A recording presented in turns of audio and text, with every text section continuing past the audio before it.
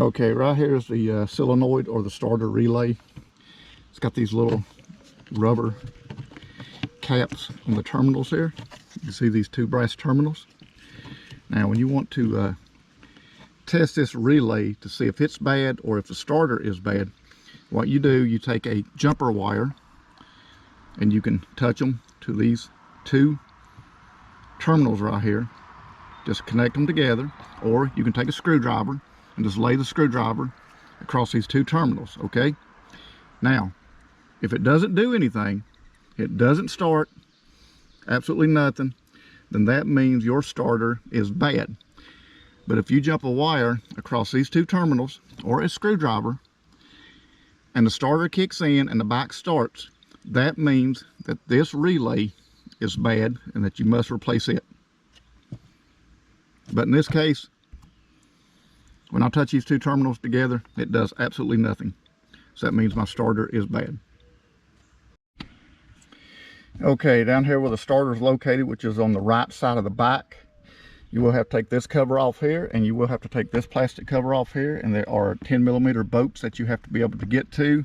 And to get to these bolts on this side of the cover, you have to take this cover off. Now once this side cover is removed, you can access the bolt right here on this side of the plastic cover that covers the starter.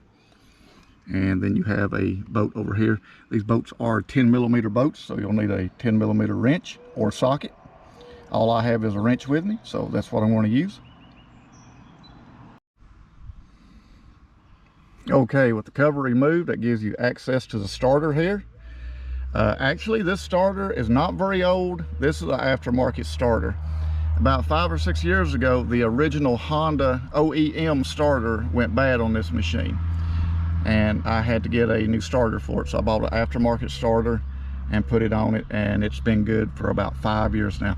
You can actually go back in my videos about 5 years back, and you will see the video where I changed and put this starter on this machine. But unfortunately, this one has went bad also, and as always, I'm a cheapskate. I bought an aftermarket starter to go back on it. But this is where the starter is, and the only two bolts you have to take off. You can literally do this entire job with a 10mm wrench. You got the two mounting bolts right here that hold the starter on.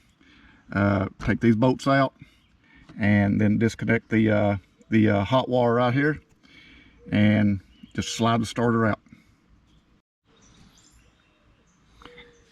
One thing I would recommend that you do before you start to take the starter off of your machine is to disconnect the battery. Either take the positive wire loose or take the negative loose.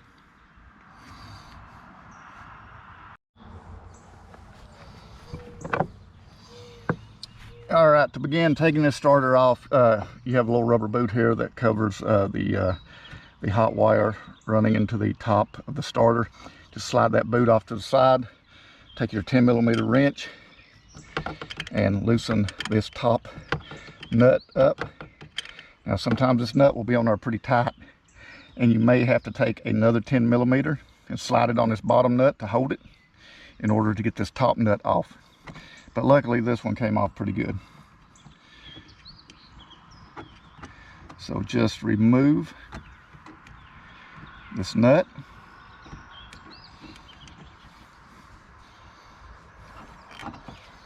Pop the hot wire off. Kind of tuck it out of the way.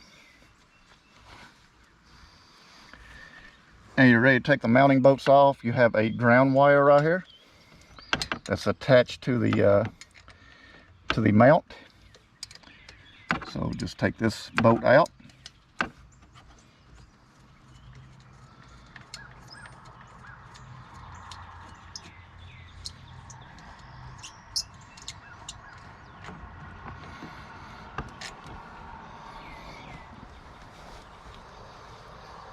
And then you have one more.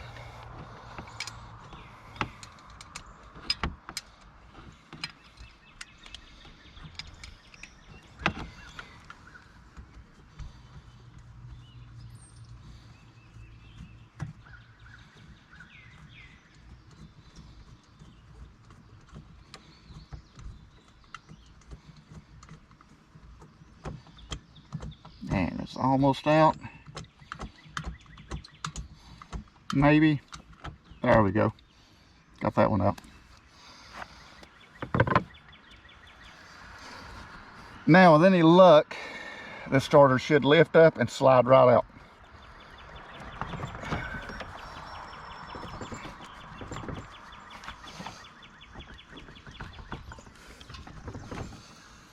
With any luck, please, luck. All right, we may have to tap this out.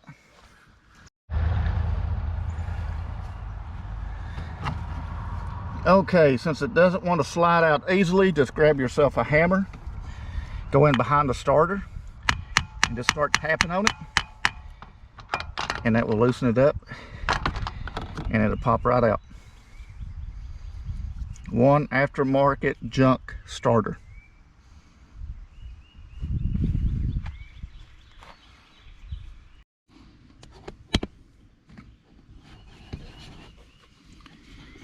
Now, once you have the starter out, just kind of go in here and take a peek inside of here. Make sure all the gears, the teeth on the gears are good. Nothing's broke. And then this little area right here, just take something, kind of clean the dirt and the grime out. That's probably what was causing the starter to kind of hang up and not slide out. Just kind of go in there and clean that up a little bit. And if everything looks good, no teeth are broken, the gears look good, you can go ahead and put the new starter on.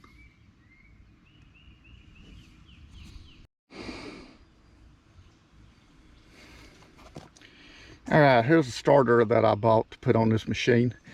This is a aftermarket starter. I got it off of Amazon. It is a, I guess, a niche, or niche, ever how you pronounce that, I don't know. Close enough, I guess. But yeah, this is a cheap aftermarket starter. I think this was around 38 bucks from Amazon. Only bad part is it took like 2 weeks to get this part. That is crazy. What's up with shipping, guys? Anyways, take a look at it here.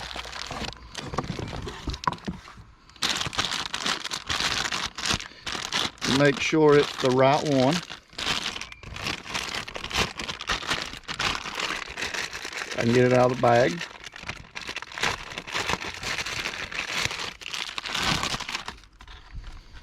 Okay.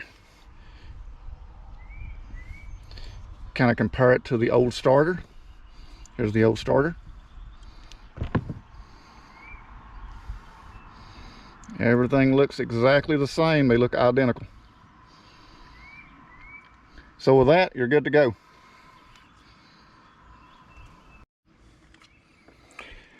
Now, before you put the starter in, what I would recommend is put a little bit of grease on the gears right here, where the starter slides in and engages. You can use any kind of grease. All this is just a pack of leftover brake grease that I had laying around. So I'm going to use this to grease up the teeth, the gear here. And I will put a little bit of grease around the inside of this right here, where I cleaned it out a couple minutes ago. And then we'll slide the starter in.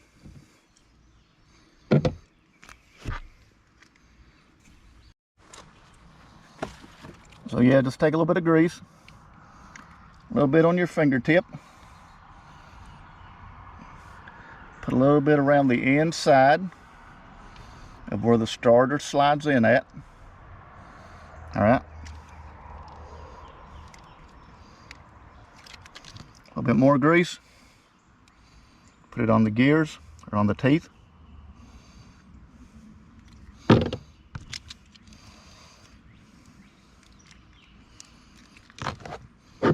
Get that gear greased up really good.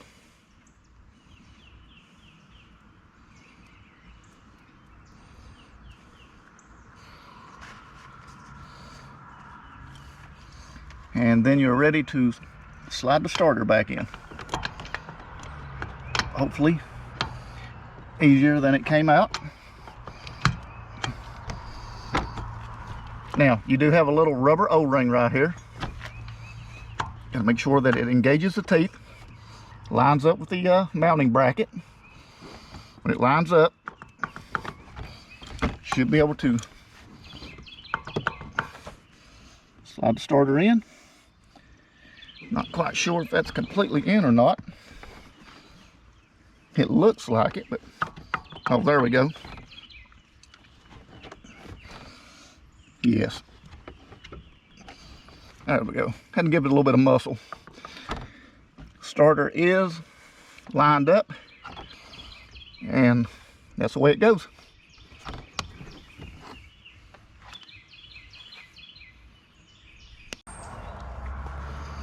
Now, one thing you don't want to forget before you put that last mounting bolt in, don't forget your grounding cable here, the grounding wire. Make sure you don't forget it.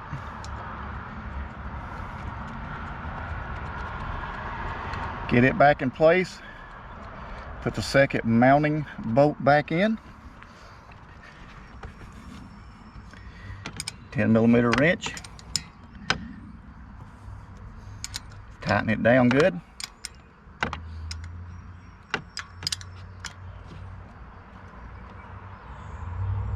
All right. Now, another quick tip here is these starters, these aftermarket starters, they come with the little silver nut right here, locking nut.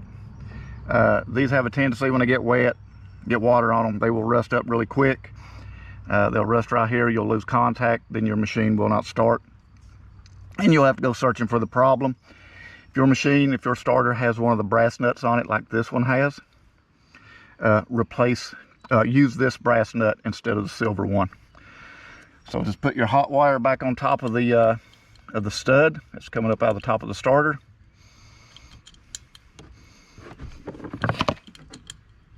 Get the nut started.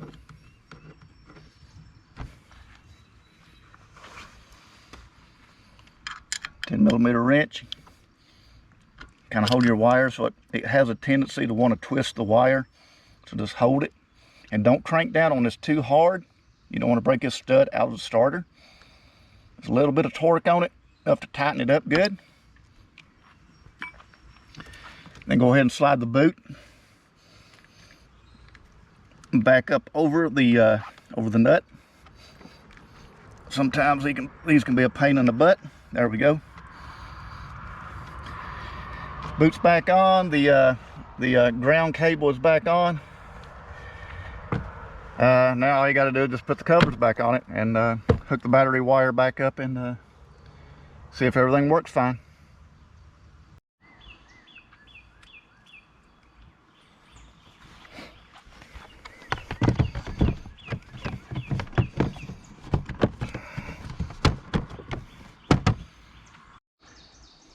Okay, we got all the covers back on the side panels. We got the seat back on. We got the battery hooked back up. Now all we got to do is see if this thing's going to start up. Turn the key on. Got power to the dash lights. It's in neutral. Hit the start button. Cross my fingers. Hey, there we go.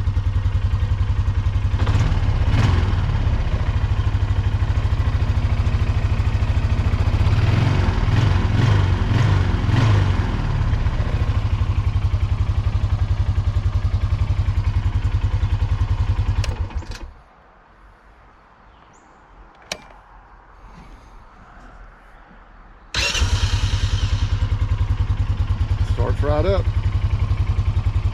I love it.